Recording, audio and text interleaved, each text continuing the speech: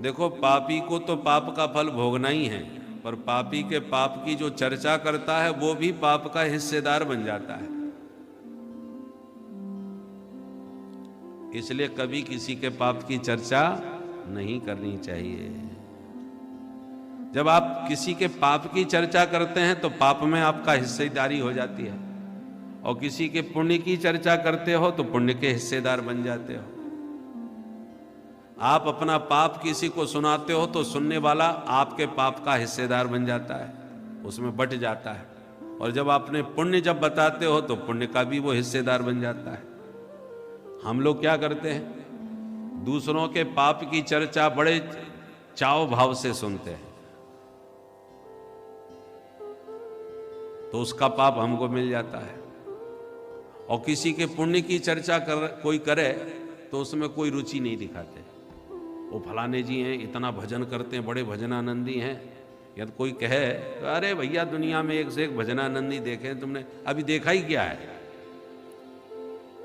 वो 2 घंटे करते हैं, अरे 8-8 घंटे भजन करने वाले हमने सुने हैं। तो कोई अच्छा काम करे उसकी बात सुनने में हमें ज्यादा रुचि नहीं होती, और कोई गलत काम करे तो बड़े चाव भाव से सुनेंगे। उसके यहाँ फलाना गोरख धंधा चल रहा है, उसने ऐसा किया है, बड़ा घोटालेबाज है, बहुत बदमाश है, तो आपको सुनने में आनंद आ रहा है। वो हम पहले ही समझते थे वो ऐसा ही नहीं है। और अपनी पाप की चर्चा छुपाते हैं और पुण्य की चर्चा लंबी चौड़ी करके बताते हैं।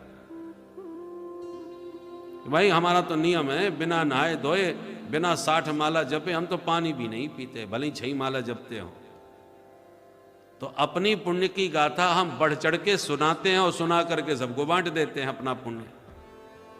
तो दूसरों के पाप की चर्चा सुन के तो अपना सिर पर पाप लेते हैं, अपनी पुण्य गाथा सुना के सबको बांट देते हैं। इसलिए अपने शुभ कर्म छुपा के रखना चाहिए। भजन भोजन गुप्त रूप से करना चाहिए, शांति से। एकांत में भजन करो, एकांत में ही भोजन करो। क्या खा रहे हो, क्या पी रहे हो, किसी को बताने की जरूरत थोड़ी है।